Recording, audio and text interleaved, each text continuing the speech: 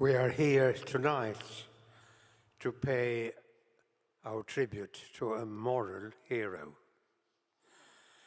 Julian Assange is being charged for publications that are amongst the most important truthful revelations of criminal state behavior that have been made public in United States history. Those are the words of Daniel Ellsberg in relation to Julian Assange. The whistleblower's whistleblower includes Julian Assange in his own circle of moral heroes.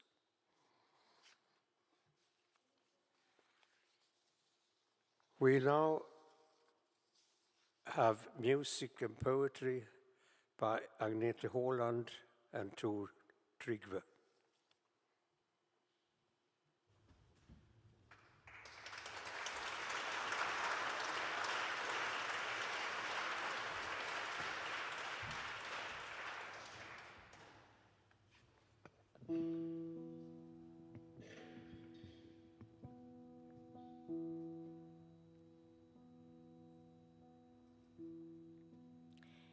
To passasjerer på samme fly.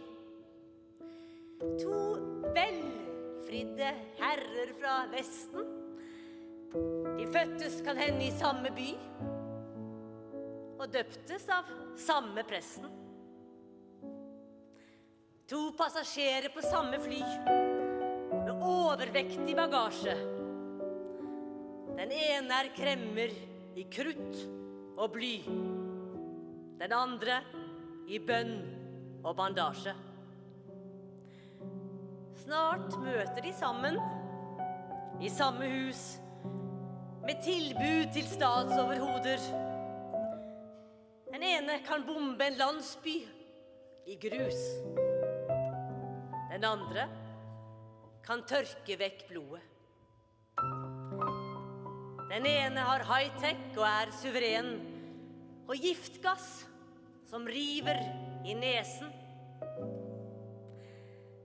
Og leketøysminer som splintrer et ben. Den andre kan tilby protesen. Den ene kan svi av åker og eng, forgifte alt jord som lå øde.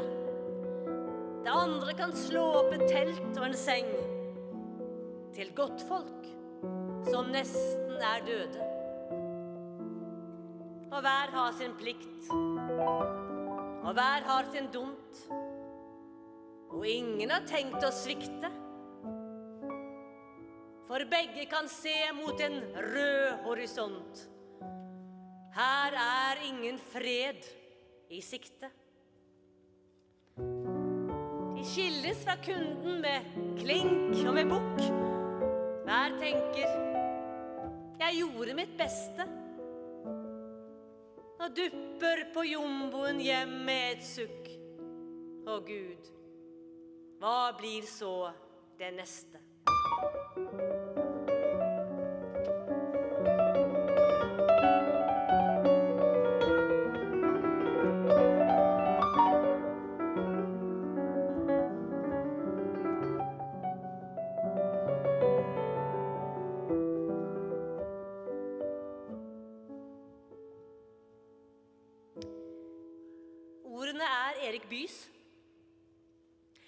Og det neste diktet er skrevet av teologen Martin Niemöller. Han satt selv i nazistenes konsentrasjonsleire fra 1937 til 1945. Først tok de kommunistene.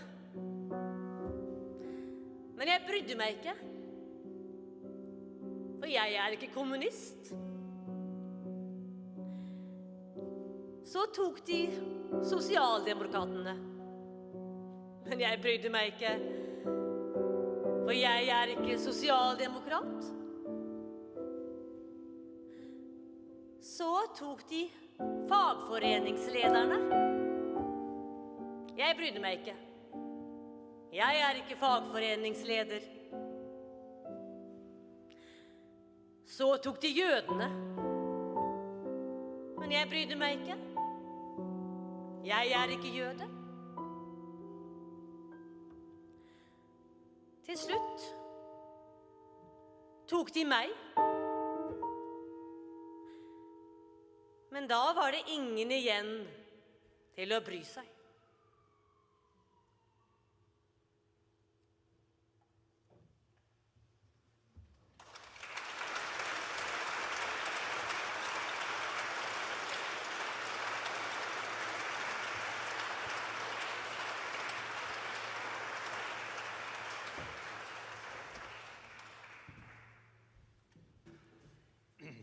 You heard Arne Ruth, the Swedish media man, and of course Agnete Holland, you know, and Tord Gustavsen with Trygve Seim.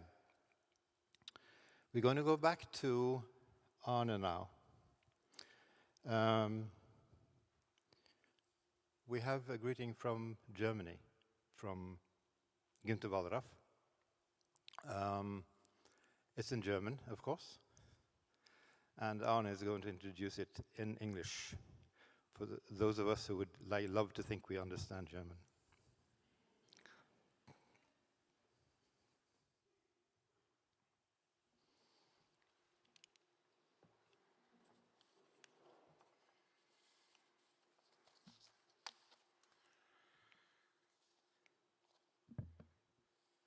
Through Wikileaks, Julian Assange has uncovered the worst of war crimes committed by the United States. Because of this, his life is put at risk. Moreover, his reputation is destroyed. This is character assassination in the literal sense.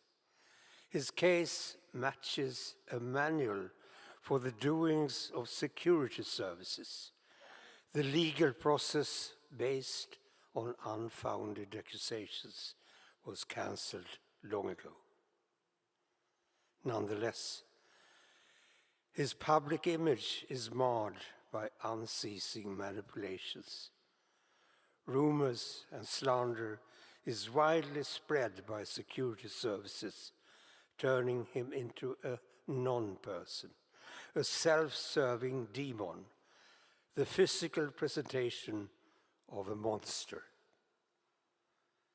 For the last 10 years, he's been tortured by isolation in various forms, with the purpose of making him into a warning signal for all investigative journalists. Together with Alexei Navalny, he belongs to the most important political opponents of our age, with a death threat hanging over them. They are the core element, each in his specific political system, which shows how not only autocracies, but also democracies like the United States hit back when government crimes are exposed. I have a proposal. Politicians and human rights organizations should launch Assange and Navalny as joint candidates for the Nobel Peace Prize. This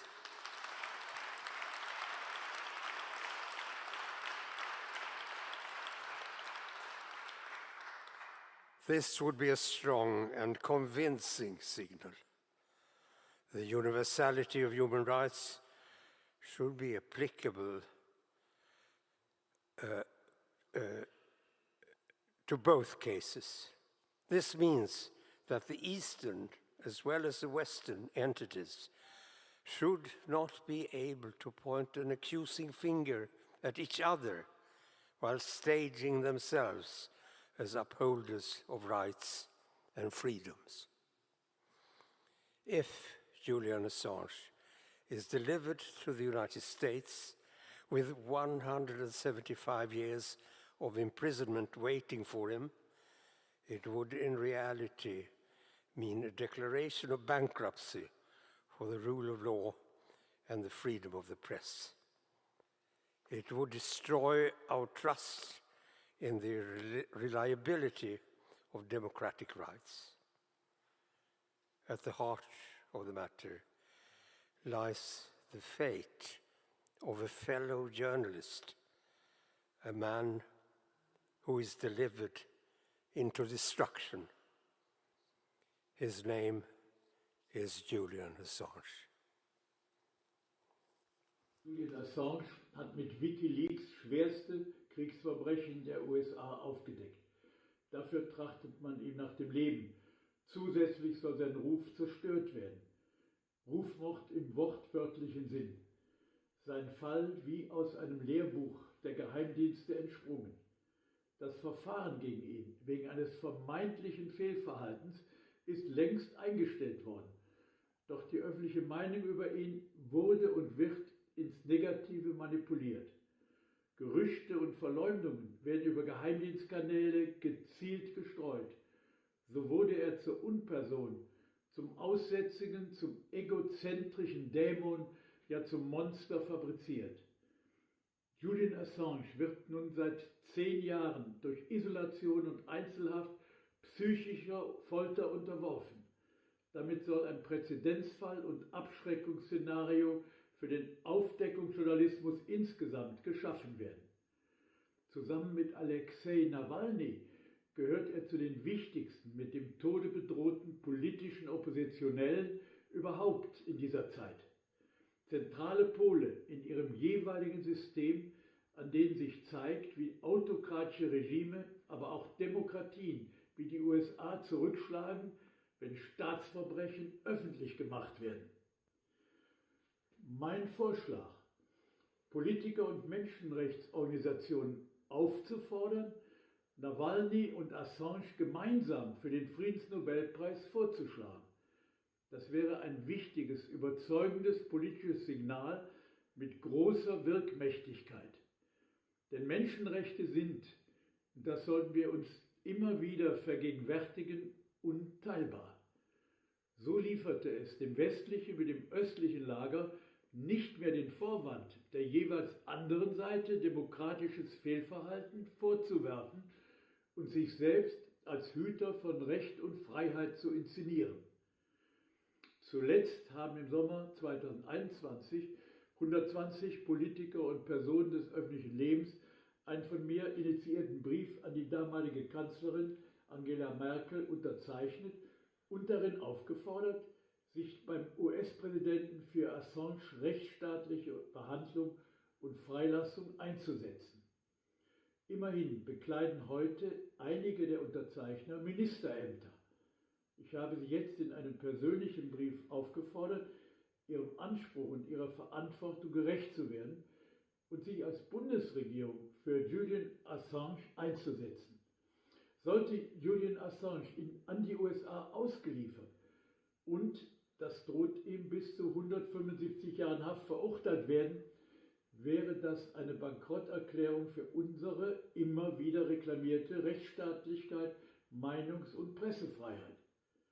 Es geht hier um unser demokratisches Selbstverständnis, um unsere Glaubwürdigkeit. Aber vor allem, es geht hier um einen Kollegen, einen dem Tod auf Raten ausgelieferten Menschen. Es geht um Julian Assange.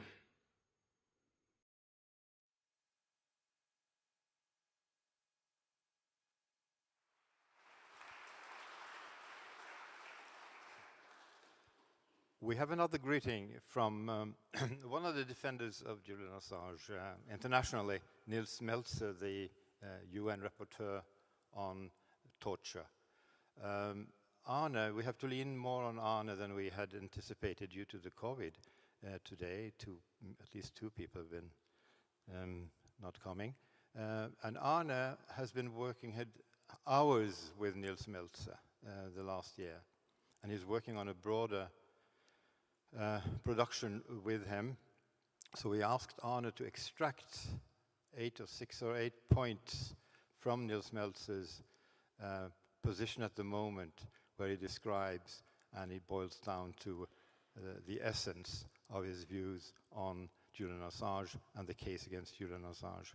So Arne will, with the help of a PowerPoint presentation, he will introduce us to Nils Melzer's ideas.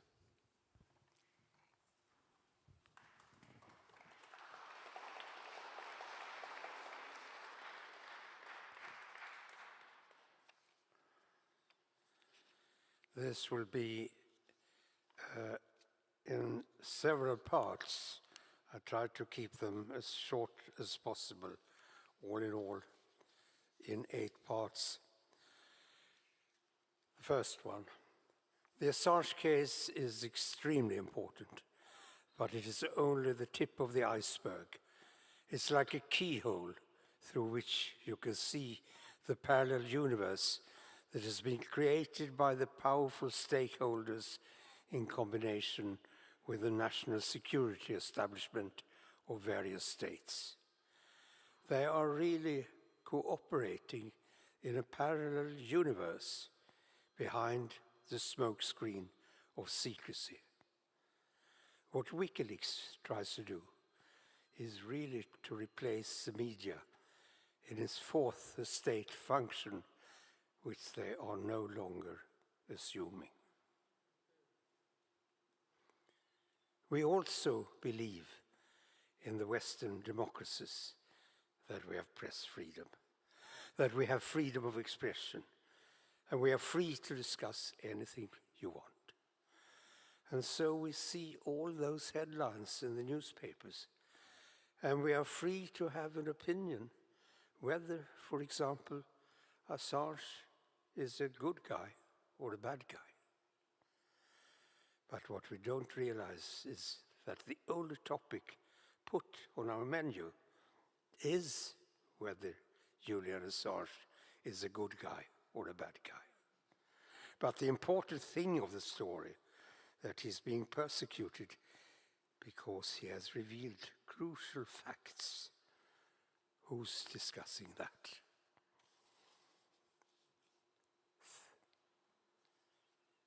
Who is getting upset that we have thousands of perpetrators of war crimes, of torture and rape, who have never been held accountable? And then they return to their country, and they can become police officers.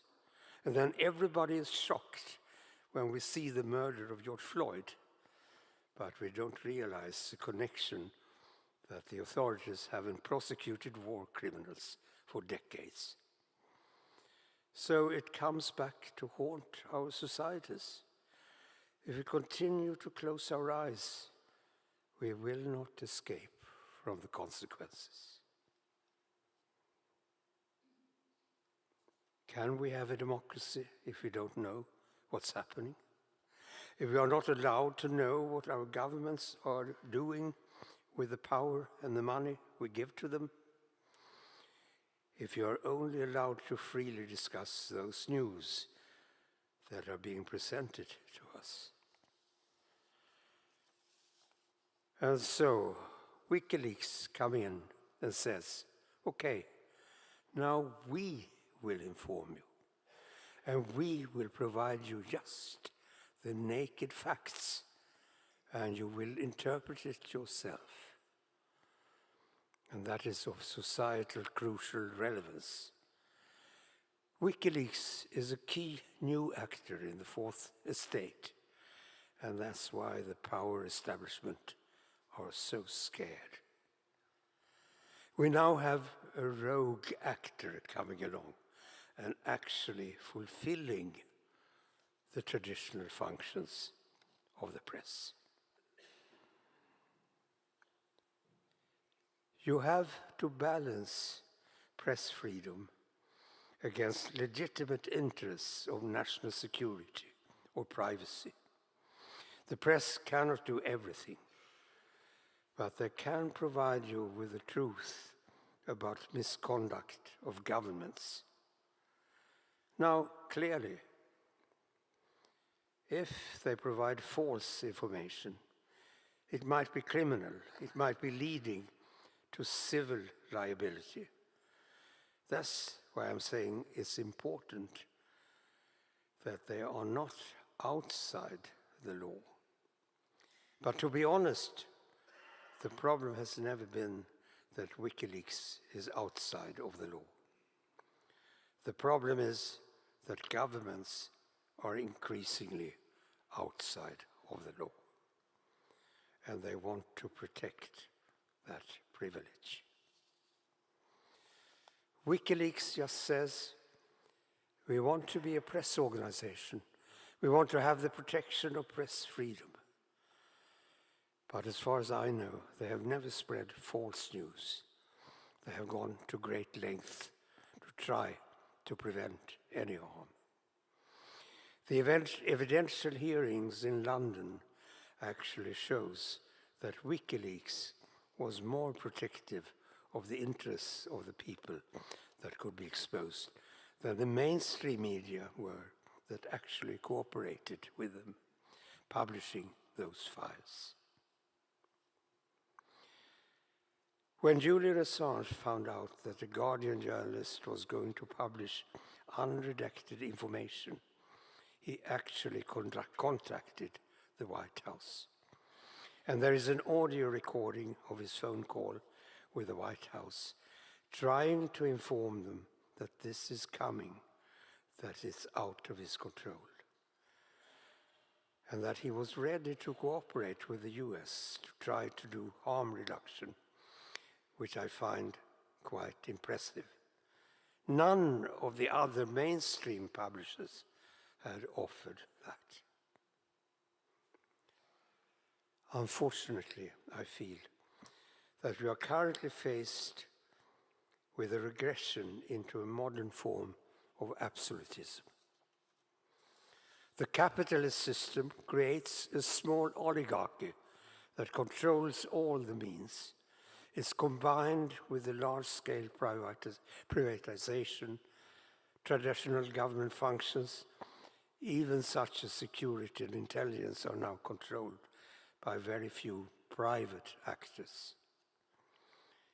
We are creating an economic oligarchy that owns all the land and the means and the houses. Everybody else is just a consumer mass. Probably at some point, the balance will tip, as it always does. And unfortunately, the likelihood is big that this will not be entirely peaceful. That is the kind of process that I believe we are in. And that's quite scary to see, because we are running the whole system at the wall. Basically, it's like looking at the car crash in slow motion. I just want you to know the source of this is an interview I made with Nils Melzer in late November last year. Thank you.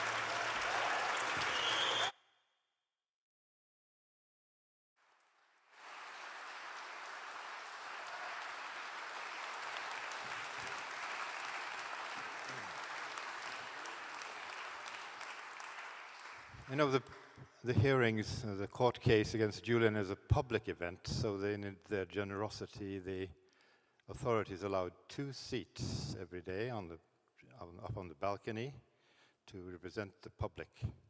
Of course, our next speaker got up 4 in the morning, Deepa Driver, to be one of the 2 public not prosecutors, witnesses, yeah.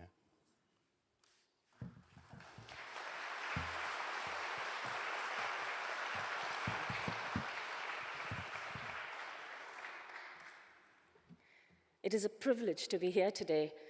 I'm an academic and a trade unionist in my day job. So to be a legal observer in Julian's case has been incredibly eye-opening for me. I've attended most of the hearings through the process on behalf of the Haldane Society of Socialist Lawyers, and although my comments are in a personal capacity, I think it has really changed me and made me understand what's going on in the world around me, and I hope I'm able to share some of those learnings with you. Wikileaks, when it burst onto the scene, revolutionized a world where print journalism, the Murdochs and the Maxwells of this world, were constraining the range of acceptable debate, where technology had entered into the world and yet all the information was in print form and therefore limited in terms of its distribution and in terms of the kinds of people who had access to it. And if you think of what Daniel Ellsberg did with the Pentagon Papers, photocopying all the papers overnight with the help of his young son, WikiLeaks allowed whistleblowers to provide vast volumes of evidence without having to expose themselves in the way Ellsberg did. And like the Pentagon Papers had this, to accompany them, you know, in the media, we have this image from the Vietnam War of a child running, naked, burning.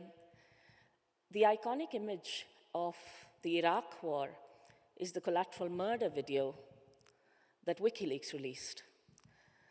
And it is this image that is seared into our memory that reminds us that what was being done in Iraq and Afghanistan wasn't a righteous war to free women or to help the Iraqis get free from Saddam. It was Britain and America and their allies destroying another civilization. And it was also evidence that WikiLeaks provided of children like Hanan Saleh Mathrour, an 8-year-old child who was killed in the street by soldiers whom she used to pick up little sweets from, or gave names and identities through the detainee assessment briefs of the 789 Muslim men who suffered at Guantanamo in the most horrendous ways. It also gave us information through Cablegate and elsewhere of Khaled El-Masri and the shame of Europe, where a German citizen was picked up on the Macedonian border, tortured, stripped naked, beaten, sodomized, rendited, and even when they found it was a case of mistaken identity. They continued to torture him further because he must be a bad guy, while they argued between themselves as to who would take responsibility. They then dumped him on the Albanian border. He was picked up by the Albanian police and sent back to Germany, where nobody believed his story, this man who had suffered so much. And it was only through WikiLeaks releases that Mr. El-Masri got some modicum of his dignity back at the European Court of Human Rights, because in the meanwhile, WikiLeaks releases also showed how the US put pressure on the German government not to acknowledge what had happened and not to take action against the 8 CIA operatives who had been involved in the renditions and the torture. So we know what really happened behind closed doors because of WikiLeaks. And just like George Floyd and the Black Lives Matter movement, Julian and WikiLeaks allowed us to say Black lives really matter, not by taking the knee, but by recognizing the murders and torture, rape that took place in Iraq and Afghanistan when we destroyed those nations. But there will be many people in this audience who may not necessarily be interested in foreign policy, who may not necessarily be interested in, I mean, some of you may be interested in war, may be interested in those crimes. Some of you may be more motivated by environmental crimes and by corruption issues in that regard. And WikiLeaks revealed the Trafigura toxic waste dumping off the Ivory Coast, corruption in Arap Moi's government in Kenya, and a host of other things. And it did this through what we all now take for granted, whether it is through most of the mainstream news websites, which was not common then, which was a secure Dropbox, which we use in our everyday lives, but also WikiLeaks pioneered the secure drop, which allowed whistleblowers not to have to be like the brave Edward Snowden or the Chelsea Manning. They didn't have to reveal their identity. And yet WikiLeaks allowed, through its network of experts like John Sloboda or Andy Worthington on the Guantanamo Bay detainee assessment briefs and others, to allow for the security not just of the whistleblower but of the document, which is why WikiLeaks to this day has a 100% track record of accuracy. They allowed us to have a shared memory of our history, not through the abbreviated lenses of journalists with their own biases and their own pressures and their own time commitments, or publishers with their own commercial motives, but the unfiltered, unvarnished truth. Of course, Julian did redact and keep us back several thousand documents in order to ensure a certain quality. But in the main, he allowed us to have an archive that allowed a quality of research that allows us to this day to understand what is happening in the Ukraine war through the cable which tells us what commitments NATO had made in relation to expansion towards Russia. So WikiLeaks remains relevant to this day. But returning to Julian and the observations in court, nothing about the process that I have seen so far appears reasonable or in any way allied to justice. It is very rare that we have situations where the prosecuting state has been confirmed by 30 US government insiders to have plotted to kill the defendant in a sovereign embassy on British soil and to agree to engage in a shootout on the streets of Knightsbridge. It is very rare that the prosecuting state bribes an Icelandic national, a serial pedophile and fraudster, who has admitted that in exchange for immunity in his own crimes, he fabricated evidence against the defendant. It is very rare where the justice system, judges and lawyers, are undisturbed and continue as though there is this elephant not in the room, that the US spied on the privileged legal conversations between Julian and his lawyers. And not for a day, not for a few hours, but for months on end. And the prosecuting state is also ignoring international law, ignoring, and so is the host state, ignoring findings of torture, ignoring repeated findings of arbitrary detention. And yet, unlike in Daniel Ellsberg's case, where the break-in into the study of his psychiatrist threw the case out of court, in Julian's case, the justice system continues to turn a blind eye to the truth. And it is like the pretense we have at Guantanamo Bay of the military commissions, which provide a fig leaf for the nakedness of the emperor and the clear failures in both morality and law in allowing this kind of disgrace to continue. The disgrace of a bully state that is manipulating the law to give a pretense of a legal process to what is entirely illegal. And to that is manufacturing consent for this process amongst both the legal community and the journalists who seem to be reporting the detail and interested in the detail, but are not looking at the big picture.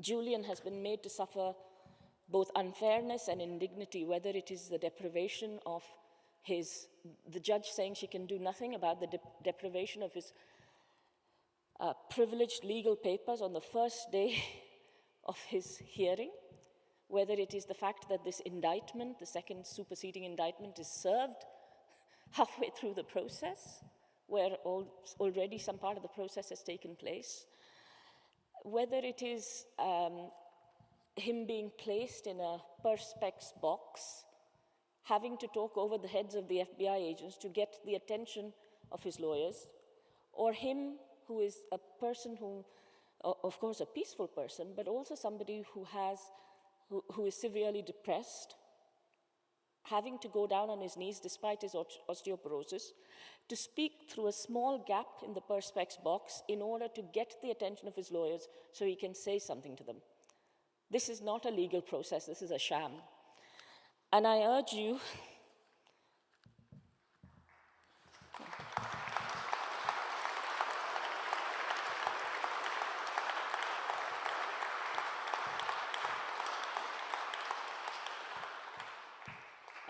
to stand up and say something, because it is amazing to me how many people know that this is wrong, but are in positions of comfort where they are unwilling to say anything, and who are willing to turn a blind eye to what is going on, who are willing to let this happen in a supposedly democratic state while we turn fingers at Putin or anybody else. What right do we have to do that if this is happening on our doorstep?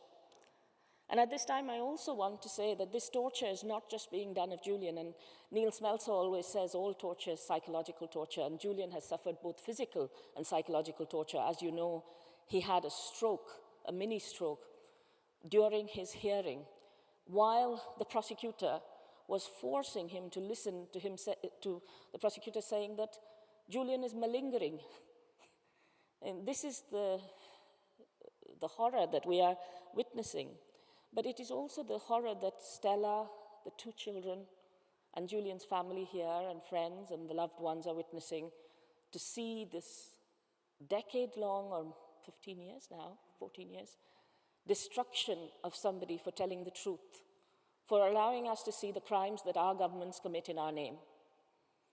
And to this day, last week we hear that Julian has been told that he cannot have his wedding in the prison's chapel where he regularly worships. He can only have it in the room next door. The indignities and the basic horrific cruelty of giving him a laptop after months of begging for access and keying the keys of that laptop down are disgusting. And we wish that, or we are grateful that Stella is by his side, and wish them both a long and happy and peaceful married life with good health. And also, I would like to just end by saying that I also have great, I would say, love and respect for people I don't know, including people like Michael Ratner, the late Michael Ratner, and the late Gavin McFadden, who knew what was right and who stood by them. And let us be on the side of good with them rather than on the side of evil with the kinds of states that are engaging in this behavior. Thank you.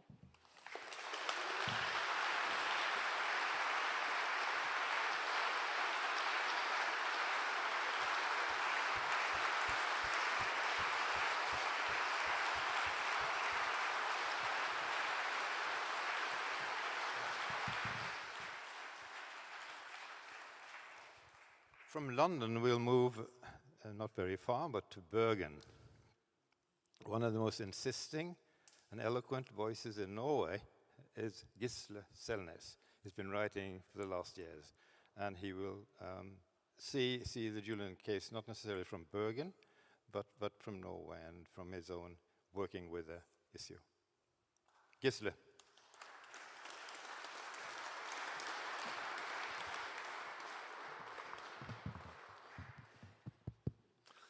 Thank you.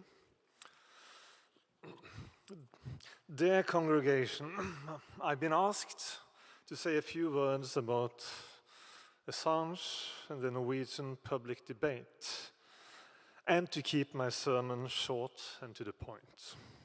I will comply. I believe it's fair to say that as regards media coverage of the Assange case, Norway does not differ significantly from the broader European and American context. How should it? To a very large extent, Norwegian media rely on their mainstream liberal big brothers and sisters on the continent and overseas for their reporting on the twists and turns of the case, which is, with one exception in Norway, very limited, as well as for their op-eds or analysis in ironic square quotes. The one exception is, as every Norwegian in the audience probably knows, the leftist daily newspaper Klassekampen, which has a much wider circulation than its name, Class Struggle, would suggest. It is one of the few media outlets in Norway that actually, and well, on a global scale, that actually have their own reporters on site or via video link covering the court hearings in 2020. And it has been adamant in its support for Assange for years and years. At the other extreme, there is the liberal conservative Aftenposten, which should be well known even to our guests from abroad. In 2010, Aftenposten got hold of the entire Cablegate archive, that is, the 250,000 embassy cables leaked by Chelsea Manning to Assange and Wikileaks without Assange's approval. Not only did Aftenposten harvest a couple of international headlines and local scoop awards for its reporting based on this material, they also bought into the widespread smears about WikiLeaks' alleged reckless dumping of the unredacted cables. Of course, in stark contrast to Aftenposten's own alleged conscientious editing and reporting of the same. For almost 12 years, from September 2010 and virtually until yesterday, Aftenposten's journalists have disseminated their self-congratulatory Manichaean lies, which should be banned from any church, desacralized or not. Yet, sadly enough, these reporters are still held to be national experts and first-hand witnesses of WikiLeaks and the Assange case. The simple truth being that they have not made one single effort to fact-check their own apocryphal version of the Cablegate Gospel, or any other lie about WikiLeaks and Assange, for that matter. Speaking of Gospels, the good news is that, even so, the Norwegian public debate, or the public view of the Assange case in Norway, has turned, I believe, to Assange's favor. Especially after Assange was dragged out of the Ecuadorian embassy in April 2019, put in a single cell in Her Majesty's high-security prison, Belmarsh, surrounded by terrorists and murders, and indicted with whatever came across the secret US grand jury's criminal minds. It was impossible, even for Aftenposten and their ilk, not to support a journalist and editor held in remand for years on end on spurious espionage charges and placed in a bulletproof glass box, surrounded by prison guards and microphones in the courtroom without the possibility to communicate properly or freely with his own lawyers. Like the monster, the secret powers and military industrial complex incorporated would have us believe that he was. I firmly believe that they miscalculated their case on this single point. They gave the game away and lost their support, even among the most loyal messengers in the Fourth Estate. To quote a famous saying by a US president who in every respect outshines Biden, Trump, Obama, and the entire bush of unholy ghosts, you can fool all the people some of the time, and some of the people all of the time, but you cannot fool all of the people all of the time.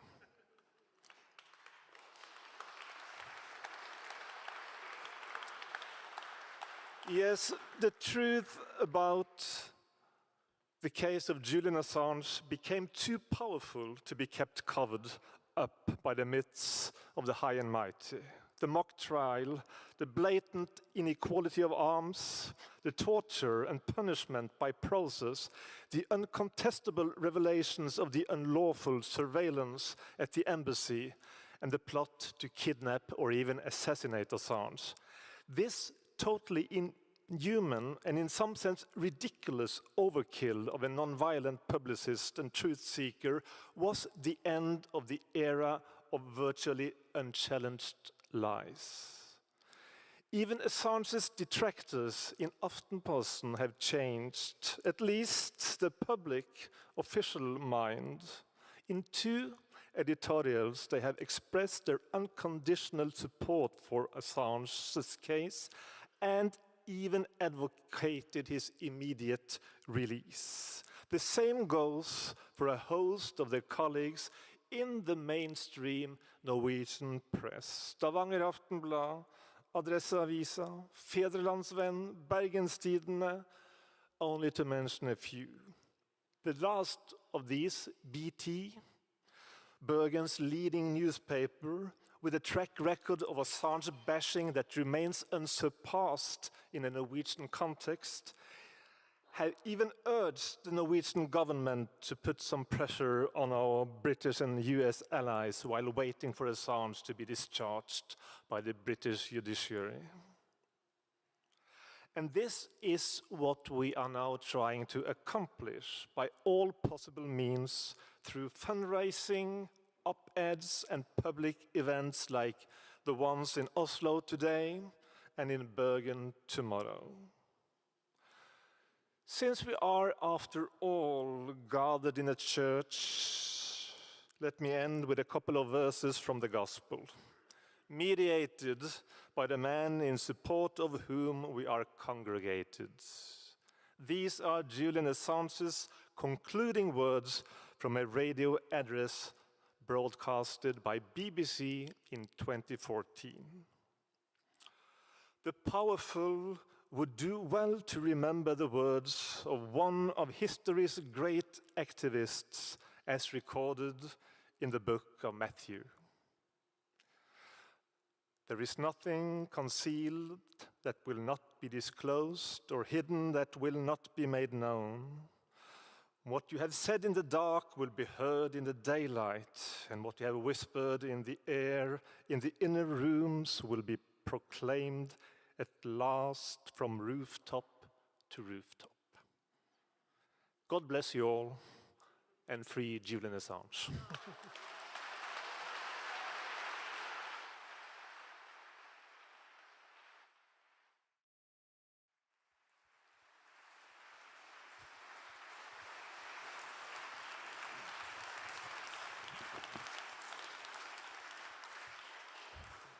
We shall cross the ocean up to Iceland, to a former minister. Can I call you a CIA basher? Yeah, they do exist. Ögmundur Jónasson.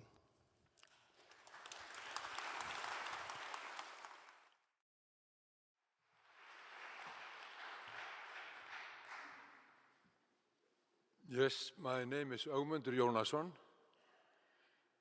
and I was born in Iceland in late summer 1948, almost to a day after the nuclear bombs were dropped on Hiroshima and Nagasaki. The first bomb was called Little Boy, then came Fat Man, killing at least 300,000 innocent people. I was 11 years old when Castro came to power in Cuba, ousting the dictator Batista, a friend of the United States. And I was 13 when the Americans attacked Cuba, destroying many of Cuba's aircraft, preparing for the for the Bay of Pigs invasion. This was in 1962, the year after the invasion, that the Soviets were going to transport nuclear weapons to Cuba, 150 kilometers from Florida. The Americans would not have that. But what they had done was to put up 100 nuclear warheads in Turkey, just south of the Soviet border, and nuclear warheads in Italy. This was the Cuban crisis. And the world was afraid. I remember, as a 13-year-old, how afraid I was. And the world was afraid because there were only 17 years since the murders in Hiroshima and Nagasaki. And of course, there was no little boy. There was no fat man. There were people dressed like me in Pentagon and in Washington who ordered the murders.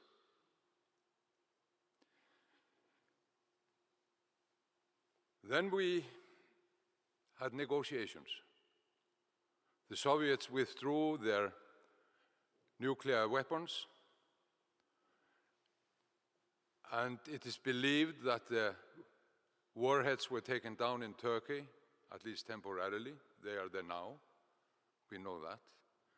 And the same applied to Italy, as far as we know. Then followed many years of invasions and wars. We had the invasion of the Dominican Republic in 1965,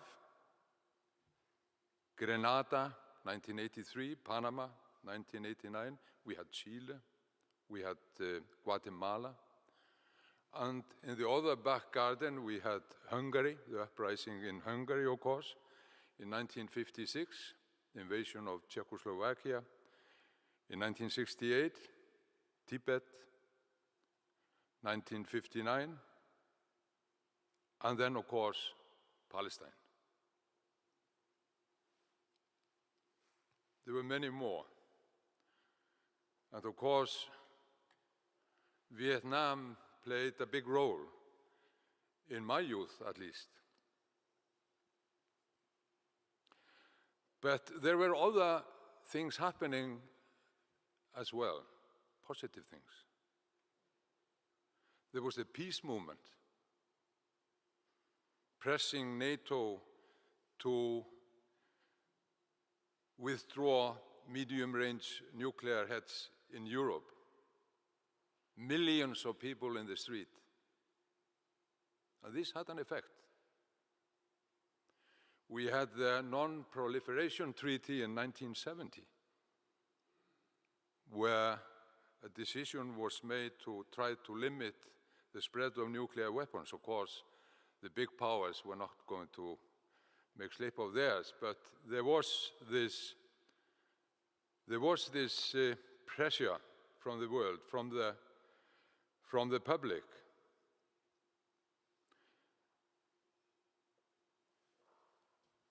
I remember once, I think it was in 1973, I was 25 years old. I was on the night train from London to Edinburgh. And with me in the cabin, we were supposed to sleep, we didn't sleep, was a veteran from Vietnam, a soldier who had been fighting in Vietnam. He talked all night, I listened. And he said, "Do you know why they stopped giving news on how many people were killed this day and that day?" I remember that this was always on the news, but then they suddenly stopped.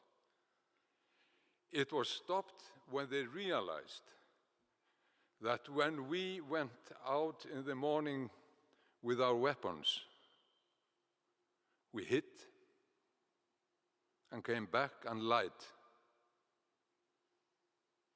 because we didn't want to take part in this. And do you remember the little girl burning from napalm? We saw many such things, but not only we saw them. Our mothers saw them, our fathers saw them, our brothers saw them, our sisters saw them. And this is what stopped the Vietnam War. The world stopped the Vietnam War. The world stopped the building up of further nuclear arms. Not everything was solved or good. I have an experience from that myself. As a journalist for Icelandic television, I went to the mountains of Afghanistan in the early 1980s, interviewing the freedom fighters, later called the Taliban. At that time, they were the freedom fighters. And it was much later that I learned how much I had lied. This was after Brzezinski, Carter's main foreign advisor, revealed in an interview with a French newspaper how they had lured the Americans with lies into the Russians, into Soviets, into Afghanistan in order to give them their Vietnam. But the important thing is this, that the world was waking up. There were these treaties, there were limitations on nuclear arms, the INF Treaty in 1987, a direct consequence of the peace movement. Then the Twin Towers in America exploded, or were exploded, and things changed. Not because of that, not because of the explosions, because there were new people who had arrived on the scene. Dick Cheney, Rumsfeld, Bush, Condoleezza Rice from the oil industry. And what Bush said, and was of immense importance, was that now there was time to declare war, a global war on terrorism. What does that mean? Cicero, in the 1st century before Christ, he knew what it meant. He said, "Silent enim leges inter arma." In times of war, the law becomes silent. And this is what changed at the turn of the century. And therefore they could go into Afghanistan. They went into Iraq.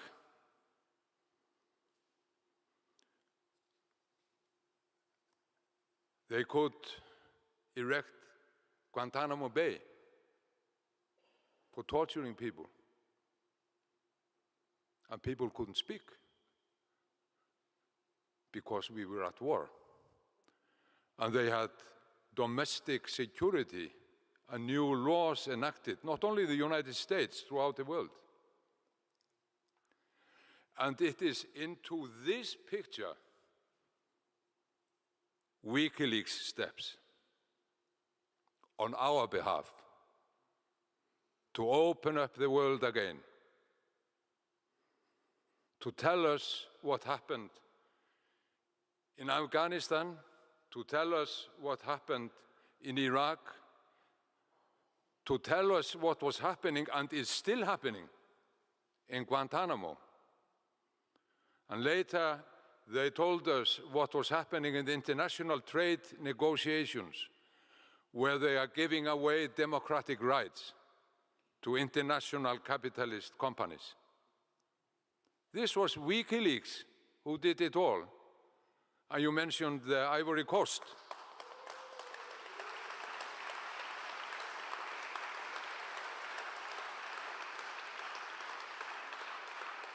And I know from first hand how they operate,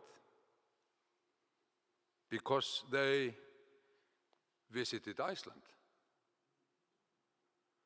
That they did in 2011. And nota bene, this is just after the revelation of the Afghan-Iraqi war crimes that they were revealed. And they knocked on our doors. They did this in June 2011 and said that they had knowledge of an imminent cyber attack on all main institutions in Iceland, the energy sector and government offices, if we did want to know about this and have cooperation. Yes, we did want to know about this and have cooperation. But nothing came out of that.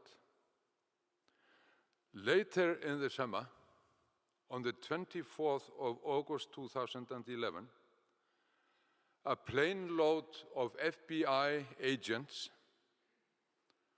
arrived in Reykjavik.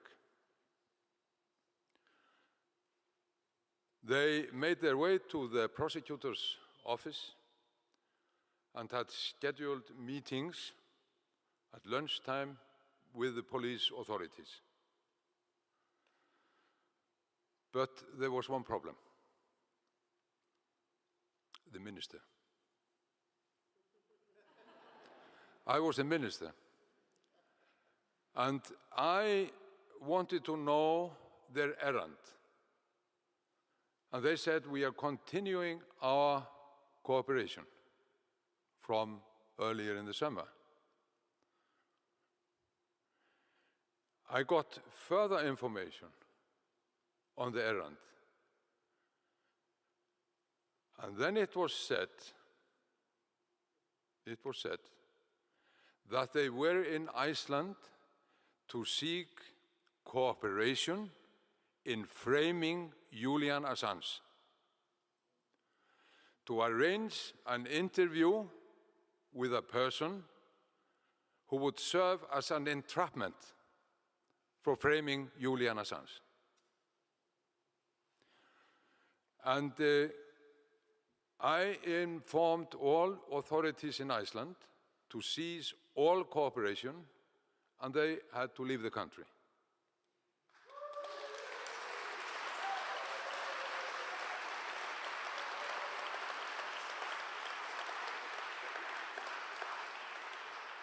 And then a year passes. In early 2013, another knock on the door by this man, the editor-in-chief of Wikileaks. And he asks if it is correct what he has heard, that the FBI had come to Iceland in order to do what I've just described. Yes, I said, that's right. Will I acknowledge this if this is brought up in the news? Yes, I will. And that's what we then did. But when FBI went elsewhere, the authorities in those countries where they came said no comment. But this is what we are gathered about, to say we have no patience for no comment. Now we want action, and we want Julian Assange freed now.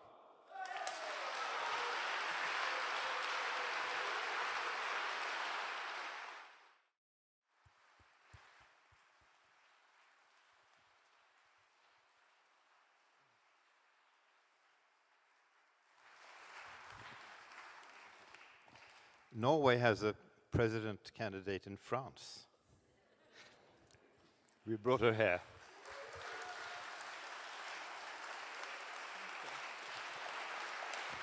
Eva Joly. Good afternoon, everybody, and thank you for being here, so many, to listen to people who want to free Assange. I must say, Iceland is a small country, only 330,000 inhabitants, but they have had some very important politicians. I think we should give tribute to the Minister of Interior in 2011.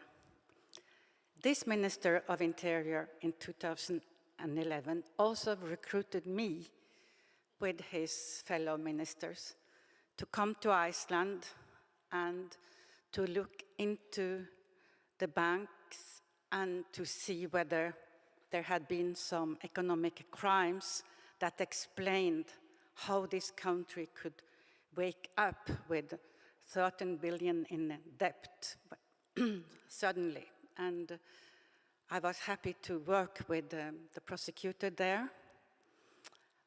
And at that time, when I started working, Julian Assange came to Iceland because he had a project.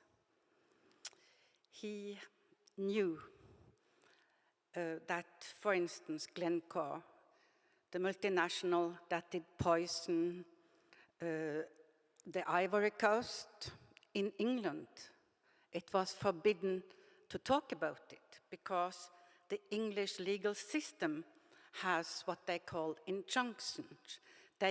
People can be ordered. Journalists can get the order. It is forbidden to talk about this subject, and you cannot even tell that you have got this injunction. So Assange had the idea that maybe somewhere in the world we could have a paradise for journalists with freedom, and where they didn't have injunctions or libel suits. And he worked with some parliamentarians in their parliament, and I met with them because this project, I thought it was wonderful. And then I went back to France, where I did run for presidency in 2012. So I lost Assange a little bit out of sight. But I also started working in Kabul, in Afghanistan. And when I discovered that the man I admired before the Collateral Murder was published, he was imprisoned, or he had went into an embassy to seek asylum. I wanted to see him again, and I started visiting him there. And then I learned about the Swedish case. And I think that was the first time I met with him in 2012. And he told me what had happened, that he was falsely accused of sexual assault by two women, and he told me really what happened, and I noticed that there were so many things that was not normal, and especially that the investigator in head of this inquiry, it was a woman. She's called Marianne Ny. She had written and told people that she could not go to London to interrogate Assange, and she put forward a European arrest order. And I, as an old investigator, I knew that this was totally wrong, that it is a very normal thing to have cooperation and to go to another country and you respect some formalities, but it is an easy thing to do. So I thought, she don't know, or she's manipulated, and I want to tell her. I thought maybe I can do that because this is Sweden, and I was still confident that people would be reasonable and that I could convince them. I think that is my very optimistic side. So I just decided to go there. I did write her, and I did write to the Minister of Justice, suggesting that maybe they should change the prosecutor because she looked like she was in a trap. And I didn't get any answer, but I went to Stockholm, and I had a lot of meetings with people, and I made also some meetings with journalists on the television to tell that this was wrong, and that they should put an end to this inquiry by interrogating him in the embassy, because that was the only way to respect his right to asylum, not oblige him to come to Sweden. At that time, Assange told me that he knew that there was an ongoing inquiry in the US, a secret inquiry, but that was not public yet, or not known.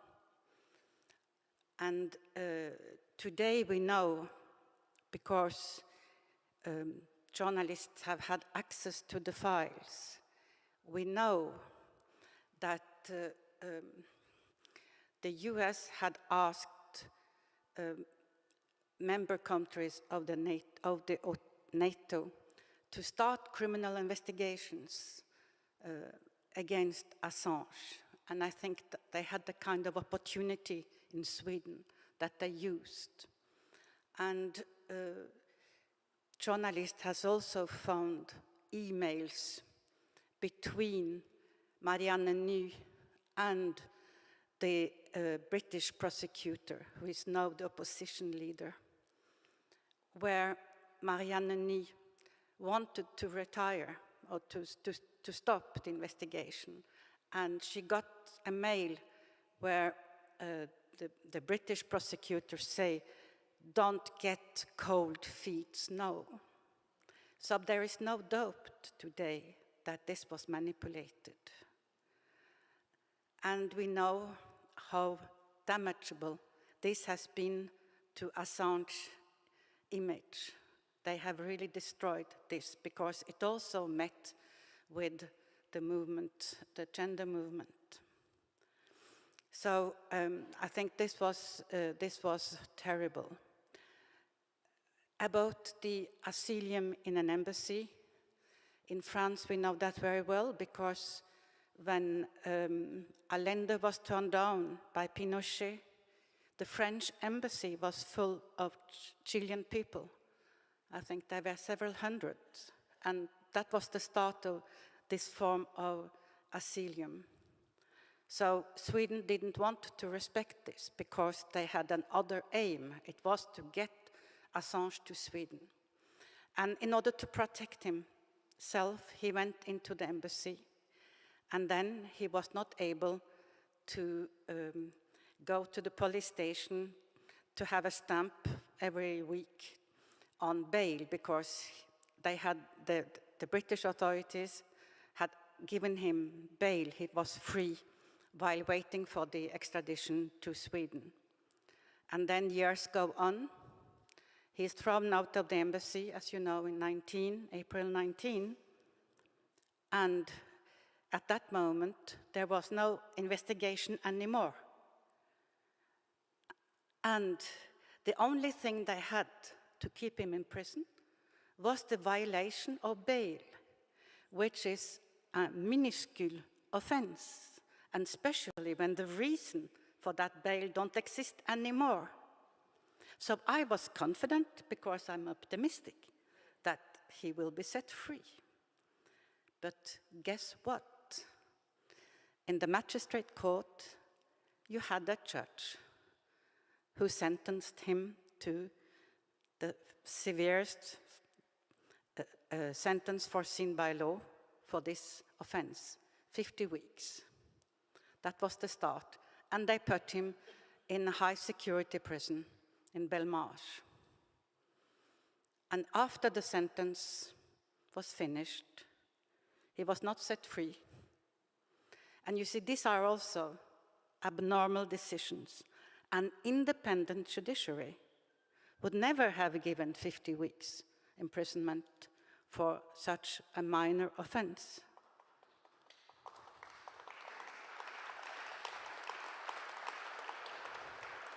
And this is what is really worrisome for our democracy. It is the way the Swedish judiciary was used, and it is the way the British judiciary is used today. Because what Deepa told us, it is not normal justice. It is not normal justice. It is not normal behavior by judges not to allow the charged person to sit with his lawyers. Not normal. Nothing is normal. And he is treated worse than a terrorist having killed hundreds of people. And this is why we are the only one, the people that can stop this. We must tell UK that we are watching them, and we will not believe that if the decision of extradition is not overturned in the Supreme Court, we will lose all confidence in their system. And we must tell them no, so that they know that we are watching, that we have understood, and that we will not accept it. So, free Assange today.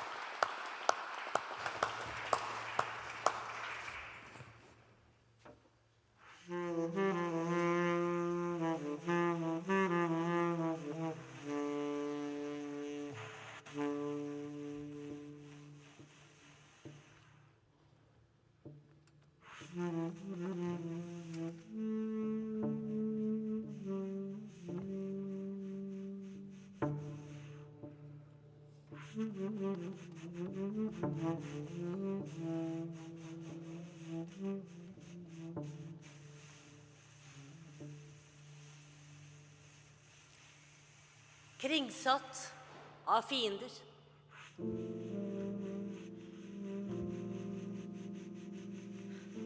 Gå inn i din tid.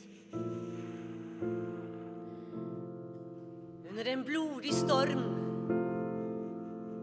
Vi deg til strid.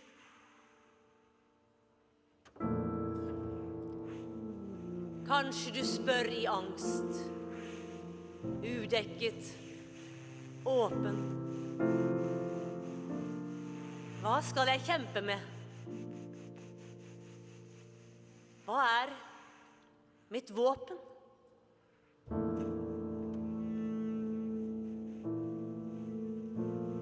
Her er ditt vern mot vold. Her er ditt sverd. Troen på livet vårt. Menneskets verd.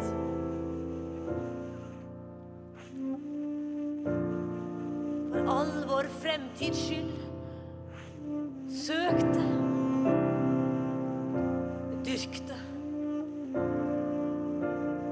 Dø om du må. Men øk det. Og styrk det.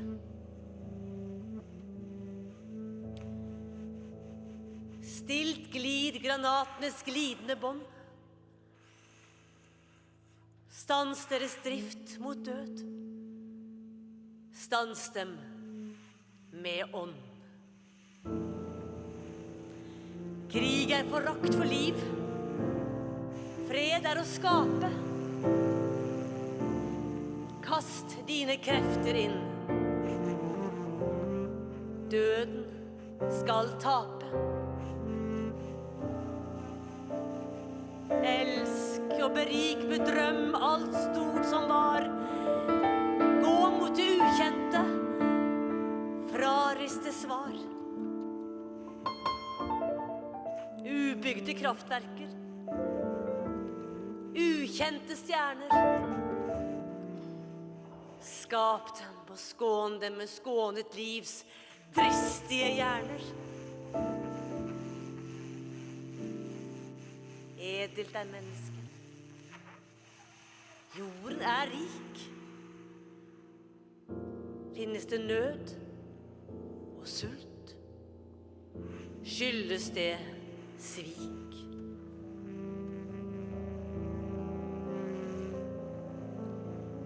Knus det.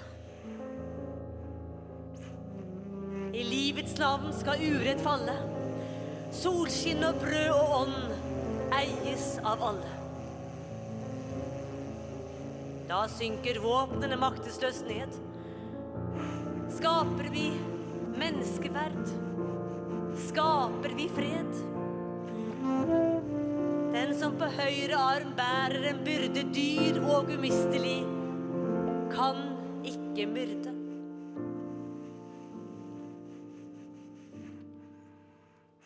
Dette er løftet vårt. Fra bror til bror. Vi skal bli gode mot menneskenes jord. Vi skal ta vare på skjønnheten, varmen, som om vi bar et barn varsomt på armen.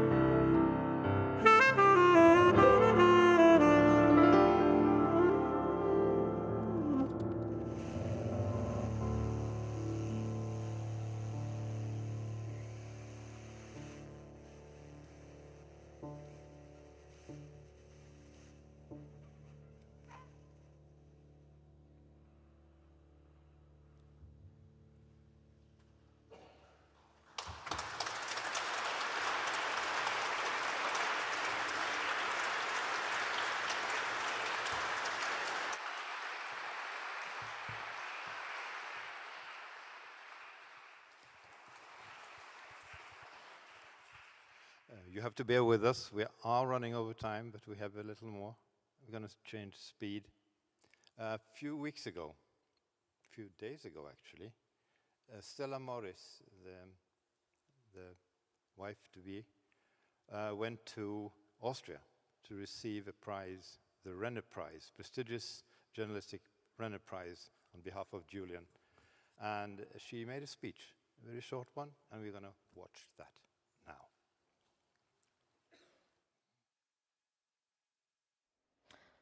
I want to say a few words about what we think is unthinkable.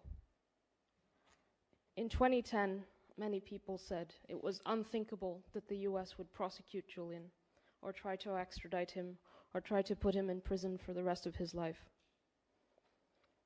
In 2010, they said it was unthinkable that the US would seriously engage in plans, concrete plans to assassinate Julian.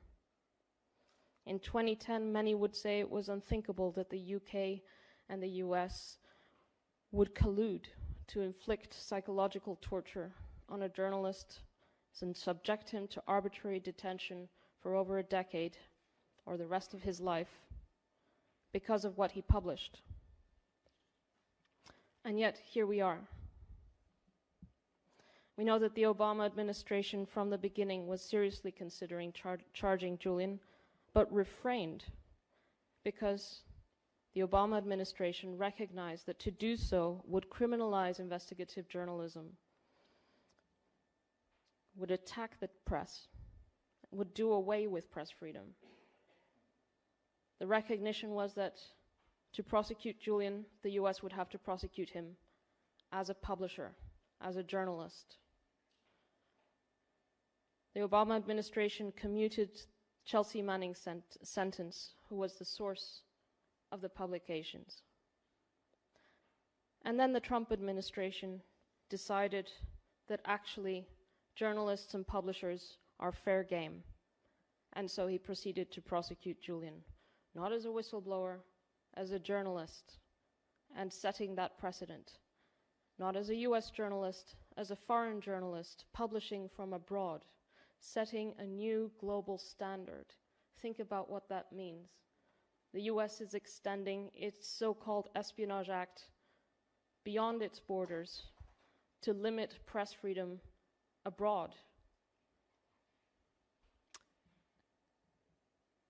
It's creating a new normal, a race to the bottom, an opportunity for authoritarians everywhere to use the same logic against their journalists and foreign journalists who dare expose their war crimes. There is no safe place for journalists as long as Julian is in prison.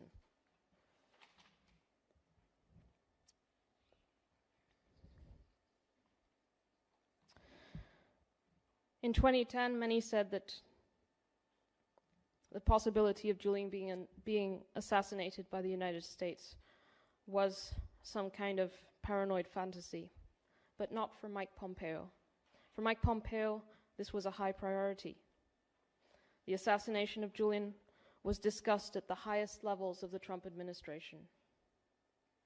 And not just Julian. Other unnamed WikiLeaks associates in Europe, in European countries, were also being considered for assassination, according to an investigative report published in September.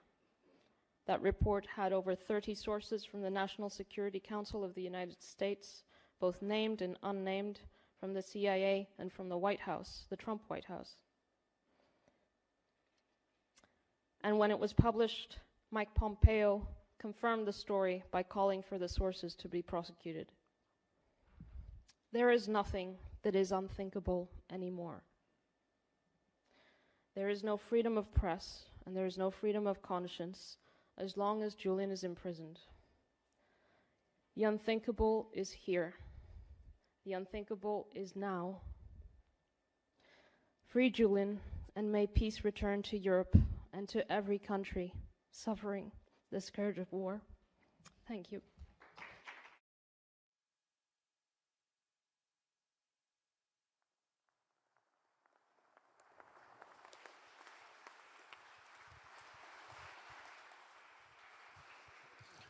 We cannot leave before some new words from Iceland, from WikiLeaks.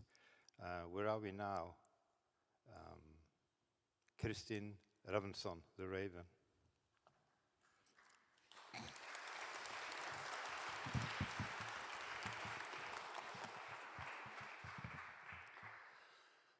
I want to thank the organizers for organizing this very important event, and for all of you to come here and show your support.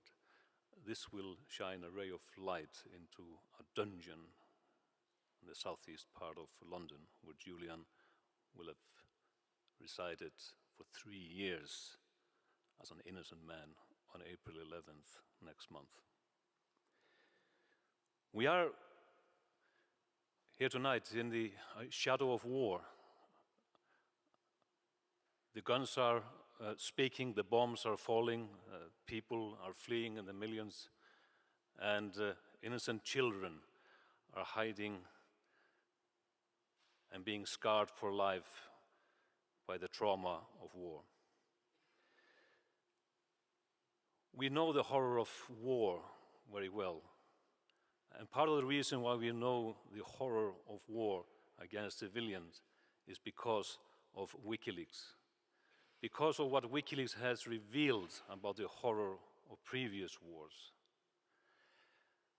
And because of that, I believe we are disgusted by current event. That's why we protest, that's why we want peace. It has been discussed here tonight, the revelations from 2010 and 2011 that are the basis and the foundation for the so-called indictment against Julian Assange, the exposure from the Afghan war, Iraq war, Guantanamo Bay, and the diplomatic cables of 2010-2011. Those revelations, the truths about the war, are the basis for the indictment against Julian, where they are demanding 175 years in prison for exposing the truth, to you, the general public that we serve as journalists, as all journalists should do.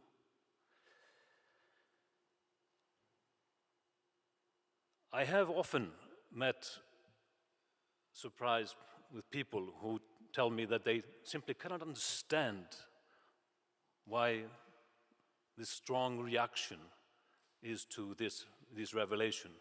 There is something very wrong here. How can it come about that they are relentlessly going after Julian for these revelations? Revelations that were actually prepared and published in coordination with one of the biggest powerhouses in Western media, The Guardian, The New York Times, El País, Le Monde, Al Jazeera, Swedish television, Aftenposten, etc. Why on earth this strong reaction? There's a reason to that, possibly, that we need to start to ponder. And especially now, when every day in the media we are being reminded by opinion makers and those who are speaking to us about the importance of sticking together, the importance of unity, because we have to preserve our sacred values, democracy, human rights, freedom. Every day we hear that again and again. That's why we have to stick together in the current crisis. But how holy are those elements and those values to us in reality? That is the question we should start to think about and ponder in the day and age that we live. There are actually two sides to the Wikileaks story. One side are the actual stories and the material that has been published by Wikileaks. Not just on the wars in Afghanistan and Iraq and Guantanamo Bay, but also toxic waste dumping, environmental stories, corruption in the banking sector, Bank of Julius Baer, bank in my home country, in Iceland, etc. Corruption in the process in international treaties, as Ögmundur mentioned, the TISA, the TPP, are totally undemocratic processes that were exposed and stopped because it was revealed what was going on. Now, the reaction to these revelations are a totally different story and maybe a much bigger story. The persecution of Julian Assange is in its essence becoming a bigger story than actually the revelations that he is now hunted for. It is what it entails, the horrible methods that are being used and the values that are thrown out the window in the process. It reveals something something terrible about what's going on. How can it come about, as Deepa was describing, that the US is able to twist and turn an entire justice system in the oldest democracy in the world, or the next one after Iceland, of course, to throw out all the values in the UK justice out the window, and the examples are endless in that judicial process. It is such a sham that you don't need a law degree to see it. I mean, a child can just see the process and read through the documents there and see, my God, what is going on? A total violation of everything. And the US, of course, easily able to twist Sweden into compliance and throwing all their ideals, the lofty ideals known around the world, the human rights record, known as probably as well as IKEA, that all gone, all out the window. So why on earth this reaction? Why on earth can it happen that Mike Pompeo, as CIA director in 2017, will go in his first public event to the podium to talk about the dangers that CIA has to fight and his role in that fight in the Trump administration? He mentioned two elements as the biggest danger to the United States national security: Al-Qaeda and Wikileaks. Al-Qaeda and Wikileaks. Al-Qaeda and the truth. How afraid of truth can you be? What is the truth rocking? Are we maybe getting closer to the real story here? What did Wikileaks do? What did Julian Assange do that merits this reaction? Had we possibly, in the post-9/11 years, been getting accustomed to slowly blackening out of all the windows, so slowly that we didn't notice it, until Julian Assange comes along and scratches one of the window, and the sun rays flood the room through its scratch, exposing what is really going on. That is the crime. And that is what we need to think about. The big picture. That is the big picture. But of course, people only need a little scratch. You don't need to throw down all the Potemkin curtains.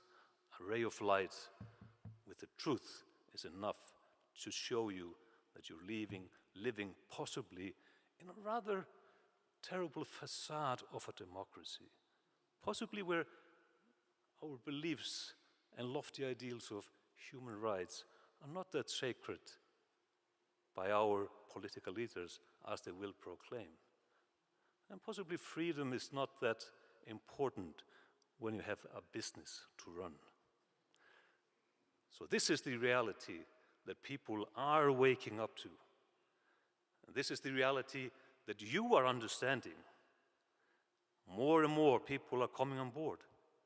More and more politicians across the aisle from all political parties all over the world and country after country are understanding that this cannot go on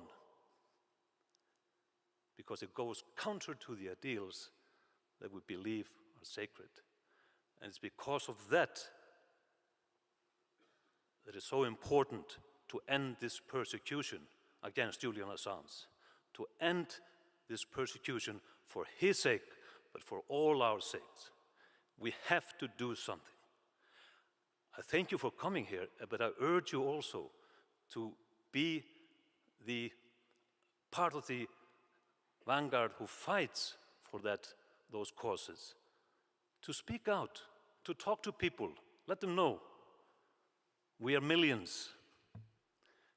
Talk to the politicians, encourage them, demand that the Norwegian government speaks out formally in unity and condemns this and demands that the persecution of Julian Assange end.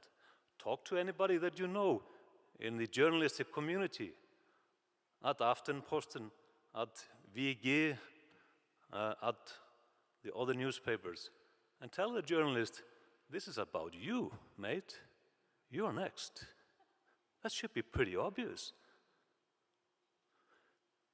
It is about all those things that is so important, not just about one life, but all our entire days in this time and age. Just a final thought here about the fact that I'm here in Norway, which is, of course, next door neighbor to us Icelanders. We are not going to do any land claims to west of Norway, even though some of my ancestors, 35 generations back, lost their land as political refugees going to Iceland. Don't worry, it's not going to happen. But I was recently reading a story about this time and age, and I was reflecting back on the fact that why I feel this closeness, despite thousands years apart, despite the languages becoming so different that I have to speak English here tonight. It is because there is a common thread and a set of values that despite the layers of cultural additions throughout all this long time, there is still among us here, in my home country in Iceland, and here in this country, a sense of honor that needs to be upheld. It's the old sacred code from pre-Christianity, from heathen days. Honor was important. And imagine one example of this is, of course, Leif Erikson, who was the first European to set foot on North American soil. He maybe should have stayed a little longer. Leif Erikson, son of Iceland, grandson of Norway, grandson of Erik the Red. We know him in Iceland, and he's revered. We know him as Leifur Heppni, Leifur the Fortunate. Why did we call him Fortunate? He didn't earn that nickname that has survived over 1,100 years for discovering a new continent in the West. He earned that nickname because he was fortunate enough to get into a position to save human lives. Stranded colleagues in the Viking community that were shipwrecked on a small island. And that was his luck to save lives. And on this note, I hope that we will all one day gather together and earn a part of a similar nickname, to have the fortunate luck of freeing Julian Assange, to be on the right side of history, and to save his life, and so much more in the process. Thank you very much.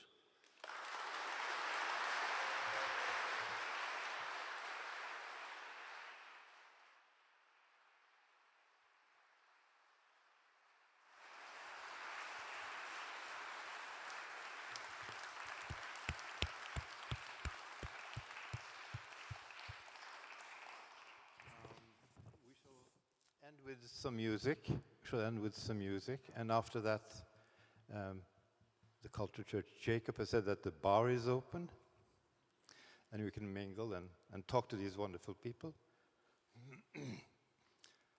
What do you give this man?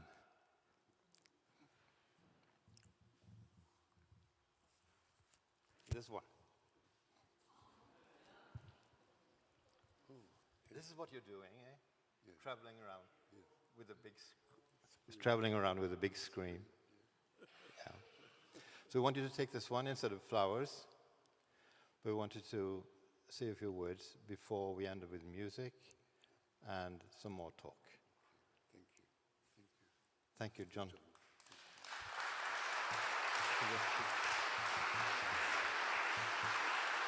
Thank you.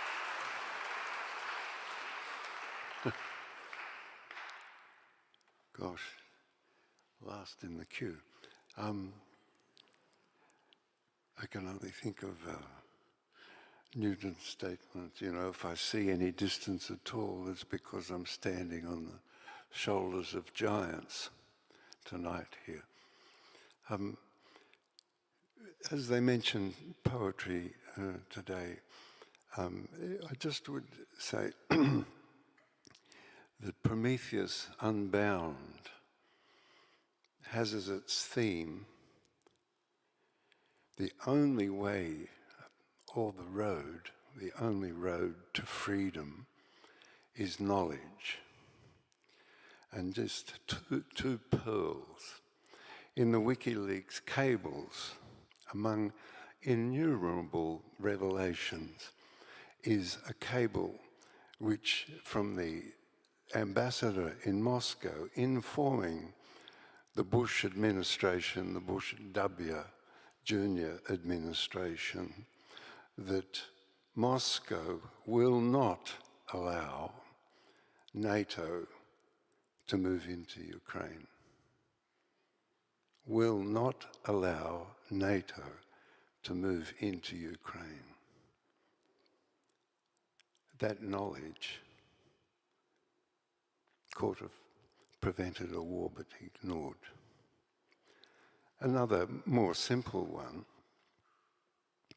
is that Rafael Correa moved into government, and his government was very frightened of the elite police force. However, the cables revealed that the wages of the elite police force were paid by the American embassy. So Rafael just increased all of the other policemen's wages to that of the elite police force, and his government was consequently secure. I'd like to just now take a different insight for you into Kristinn and Julian. I'll just do this as a way, it might work. Let's see.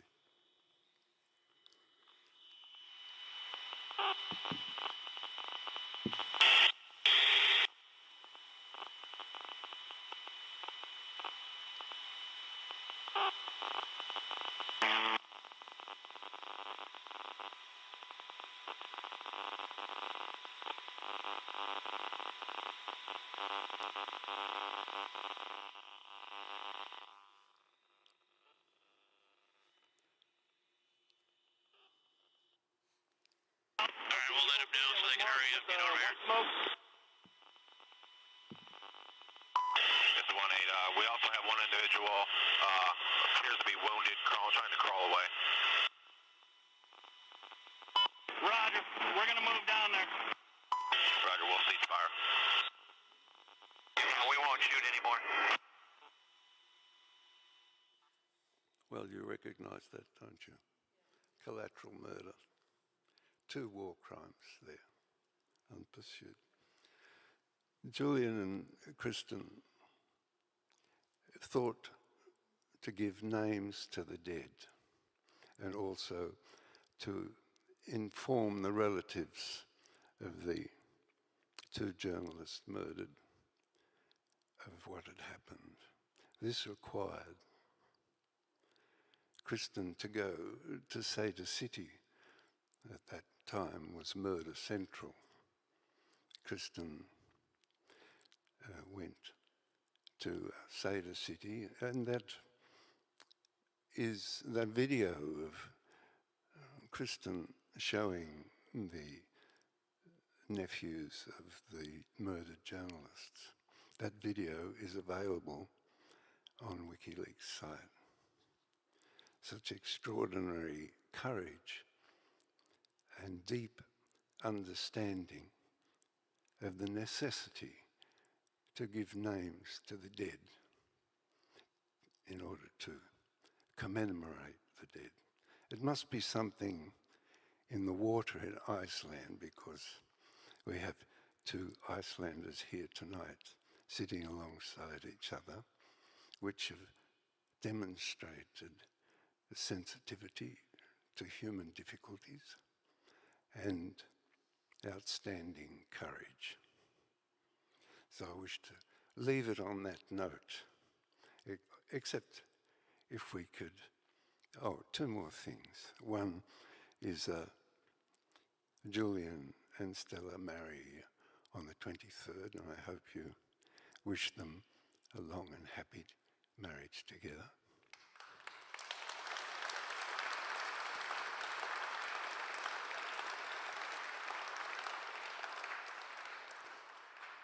And the very last, if the Norwegians wish to help, and I see that they do, you should wield your strongest, mightiest weapon.